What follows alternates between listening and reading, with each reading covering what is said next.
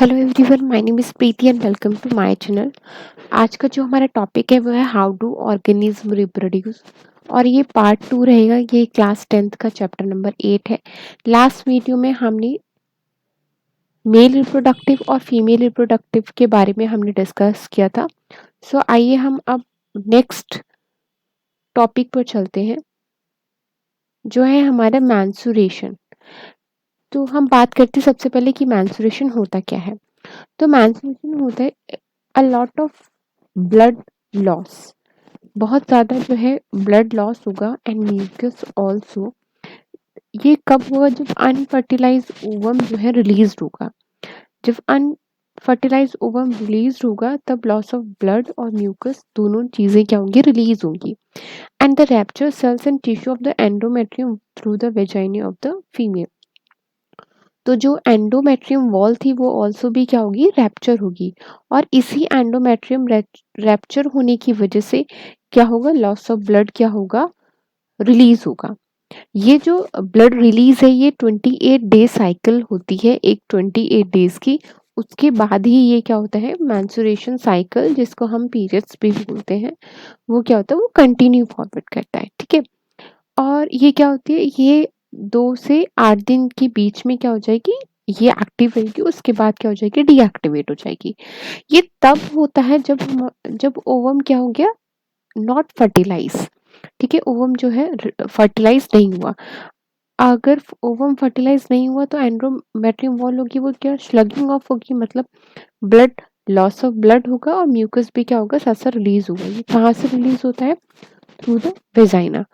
तो अब बात आती है कि ओवम गेट्स फर्टिलाइज। अगर ओवम फर्टिलाइज हो गया तो क्या होगा?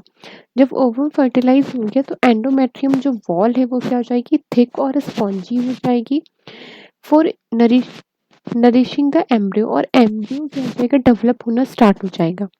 इस केस में मैंसुरेशन अकर नहीं होगा। जब एम्ब्रियो क्या हो जाएगा? डेवलप होना स्टार्ट हो जाएगा इन हर वॉर्म। एक लेडी के वॉर्म में एम्ब्रियो डेवलप होना स्टार्ट हो जाएगा। It mean she is pregnant. ठीक है। जो बिगनिंग होती है मैंस्ट्रुएशन की एट द प्यूबर्टी टाइम, उसको हम बोलते हैं मिनार्क। और ये जो स्टॉपेज ऑफ मैंसुरेशन है, ठीक है, अगर जो मैंसुरेशन बंद हो रही होती है तो वो किस एज में होती है? वो होती है 45 से 55 ईयर्स की एज में क्या होती है? ये जो मेंस्ट्रुएशन है वो स्टॉप हो जाते हैं। उसको, उस टर्म को हम क्या कहते हैं? मेनोपॉज कहते हैं। मेनोपॉज, पॉज का मतलब क्या होता है? स्टॉप। स्टॉप किस एज में होती है? 45 से 55 ईयर्स की एज में क्या हो जाते हैं? मेंस्ट्रुएशन स्टॉप हो जाते हैं। और स्टार्ट कब होंगे? स्टार्ट होंगे प्यूबर्टी के टाइम पर। उसको हम क्या बोलेंगे? मिनार्क बोलेंगे। अब उसको हम क्या बोलेंगे? मिनार्क बोलेंगे। अब बात आती है रिप्रोडक्टिव हेल्थ की। अगर हम रिप्रोडक्टिव हेल्थ की बात करें, इट मीन्स हम लॉट ऑफ केयर और हाइजनिंग की बात करें। जो हमारे रिप्रोडक्टिव ऑर्गन होते हैं उनको बहुत ज़्यादा केयर और हाइजनिंग और क्लीनिंग की बहुत ज़्यादा ज़रूरत पड़ती है। अगर हम उसको क्लीन नहीं करेंगे और अच्छे से नहीं रखेंगे, क्या हो जाएगा? तो इन्फेक्शन और डिजीज होना क्या हो जाएंगी? स्टार्ट हो जाएंगी। अगर ये इन्फेक्शन और डिजीज जो है सेक्सुअल रूट्स की वजह से हो रही है, सेक्सुअली की वजह से हो रही है, तो उसी को हम क्या बोलते हैं? सेक्सुअली ट्रांसमिटेड डिजीज बोलते हैं। क्या बोलते हैं? सेक्सुअली ट्रांसमिटेड डिजीज बोलते हैं। अब ये सेक्सुअली ट्रांसमिटेड जो डिजीज है वो बैक्टीरियल इन्फेक्शंस भी हो सकते हैं और वायरल इन्फेक्शंस भी हो सकते हैं। अगर ये बैक्टीरियल इन्फेक्शन है तो सेक्सुअली ट्रांसमिटेड डिजीज कौन कौन सी होती है? जैसे साइकल्स हो गया, गोनोरिया हो गया। और वायरल इन्फेक्शन डिजीज कौन सी होती है? जैसे पॉट्स हो गए, HIV एड्स हो गए। ये सब चीजें क्या हो जाती? हो सकती हैं। सो सबसे जो कॉमन प्रोटेक्शन है ह्यूमन रिप्रोडक्टिव हेल्थ को थ्रू द सेक्सुअली कॉन्ट्रैक्शन से, तो जो मेन है वो क्या है? कॉन्डम है। ठीक है। ये क्या करता है? ये हेल्प करता है to prevent transmission of many of these infection to some extent. मतलब वो प्रोटेक्ट करता है कि अगर कोई इन्फेक्शन ट्रांसफर ना हो। Frequently pregnancy causes many health problem. अगर बार बार प्रेगनेंसी हो रही है तो बहुत ज़्यादा हेल्थ क्या हो सकती है? प्रॉब्लम हो सकती है।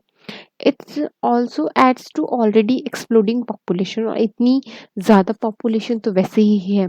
तो इन सबको कंट्रोल करने के लिए बहुत सारे मेथड्स हैं जो यूज़ होते हैं। अवॉइड प्रेगनेंसी को अवॉइड करने के लिए, प्रेगनेंसी को अवॉइड करने के लिए, इन्फेक्शंस को कम करने के लिए बहुत ज़्यादा कॉन्ट्रासेप्टिव और बहुत ज़्यादा जो हम बोल सकते हैं कि प्रोटेक्शन लिए जाते हैं। तो बर्थ कंट्रोल जो मेजर्स हैं वो बहुत ज़्यादा तरीके से होते हैं, जैसे कि मैकेनिकल भी हो सकते हैं, केमिकल भी होते हैं और सर्जिकल भी होते हैं। अगर ज़्यादा से ज़्यादा बर्थ कंट्रोल होगा तो पॉपुलेशन बहुत ज़्यादा होगी, खाने पीने की चीज़ें क्या हो जाएंगी, बहुत ही ज़्यादा कमी हो जाएंगी। तो सबसे पहले बर्थ कंट्रोल को एक तरीके से मेंटेन करना इट्स वेरी इंपॉर्टेंट। तो बर्थ कंट्रोल को कैसे हम मेंटेन कर सकते हैं, मेडिकल प्रोसेस से। तो सबसे पहले हम बात करते हैं मैकेनिकल प्रोसेस से। तो मैकेनिकल प्रोसेस से हम कैसे कर सकते हैं, सबसे पहला है हमारा यूज ऑफ कॉन्डम। तो कॉन्डम और थिन रबर ट्यूब, जो कॉन्डम होता है बहुत ही ज़्यादा थिन रबर ट्यूब्स होती है, और क्या हो जाती है, सेक्सुअल इंटरकोर्स के लिए होती है, जिससे क्या होता है कि semen gets trans collected in this, जो सीमेन है जो स्पर्म से रिलीज हो रहा है, सीमेन क्या हो जाता है वो कलेक्ट हो जाता है, उसके बाद this end is not discharged into the vagina, और जो सीमेन है वेजाइनल तक जाएगा ही नहीं, और अगर वेजाइनल तक जाएगा नहीं तो जो है प्रेग्नेंट होने के चांसेस क्या हो जाते हैं, कम हो जाते हैं। दूसरा हमारा मेथड है डायफ्राम। डायफ्राम मेथड जो होता है, डायफ्राम में क्या होता है, ये एक थिन रबर फिक्स्ड होता है, जो एक फ्लेक्सिबल और मेटल रिंग की तरह होता है, जो कि डॉक्टर्स की हेल्प के लिए वीमेंस में लगाया जाता है। जो थर्ड है हमारा इंट्रा यूटेराइन कॉन्ट्रासेप्टिव डिवाइस, इसकी फुल फॉर्म भी आती है एग्जाम में, और इसको शॉर्ट फॉर्म में लूप भी कहते हैं। इसका क्या होता है कि it is inserted in the uterus and insertion causes certain secretion which prevent the implementation of the embryo in the uterine wall. It means कि जो ये है यूट्रस में इंसर्ट किया जाता है इसको, जो intra uterine concept contraceptive device है, इसको यूट्रस में इंसर्ट किया जाता है, जिससे क्या हो, एम्ब्रियो का डेवलपमेंट को रोका जा सके, ठीक है, प्रिवेंट हो सके, डेवलपमेंट को रोका जा सके। नेक्स्ट है आपका केमिकल मेथड, यूज ऑफ स्पर्मिसाइड्स। बहुत सारी जेल्स और क्रीम्स होती हैं जो स्पर्म्स को किल करने के लिए होते हैं। ओरल सेक्टिव पिल्स, ओरल मतलब जो मेडिसिन है कुछ जो खाई जाती है, उससे भी क्या होता हो सकता है, hormonal pills which prevent ovulation, जो ओवुलेशन को क्या कर सकती है, स्टॉप कर सकती है, but do not stop mensuration. ये जो ओरल कॉन्ट्रासेप्टिव पिल्स है ये मैंसुरेशन को स्टॉप नहीं करती, पर ओवुलेशन को स्टॉप करने में हेल्प कर सकती हैं, ठीक है। नेक्स्ट है आपका है आप सर्जिकल मेथड। जो सर्जिकल मेथड है वो तीन मेथड है, एक तो है वेसेक्टोमी। वेसेक्टोमी यूज किया जाता है मेल्स में, जो कि मेल्स में जो वासा डिफरेंस है उसको क्या कर दिया जाता है, कट कर दिया जाता है, कट एंड लेगेटिंग, कट कर दिया जाता है, जिससे क्या हो जाता है, जो सीमन है वो क्या नहीं हो सकता, ट्रांसफर नहीं हो सकता। नेक्स्ट है ट्यूबेक्टोमी। ट्यूबेक्टोमी को हम फीमेल्स में यूज करते हैं, इसमें जो आपकी फैलोपियन ट्यूब से वहीं पे क्या लगा दिया जाता है, कट लगा दिया जाता है, जिससे ओवुलेशन इंक्रीज ना हो सकते, मतलब ओवुलेशन डेवलप ना हो सके, ठीक है। नेक्स्ट है आपका medical termination of A pregnancy, MTP, इसकी भी फुल फॉर्म आती है। इसमें क्या होता है, ये क्या होती है, इसको एबॉर्शन भी बोलते हैं एक तरीके से। Develop to eliminate develop embryo, जो एम्ब्रियो का डेवलपमेंट है उसको रोकने में हेल्प करती है, ठीक है। ये जो फीटस हैं वो डेवलप हो जाते हैं, उनको किल कर देती है। इट शुड बी अवॉइडेड, इसको हमें अवॉइड करना चाहिए, कि हम जो है मेल और फीमेल के रेशियो को थोड़ा सा क्या करें, मेंटेन करके रखें, किसके थ्रू, इन सारे मेथड्स के थ्रू हम थोड़ा सा पॉपुलेशन को मेंटेन करें। इसलिए ये सारे जो मेथड्स हैं वो यूज़ किए जाते हैं to avoid pregnancy. Okay, so thank you so much for watching this video.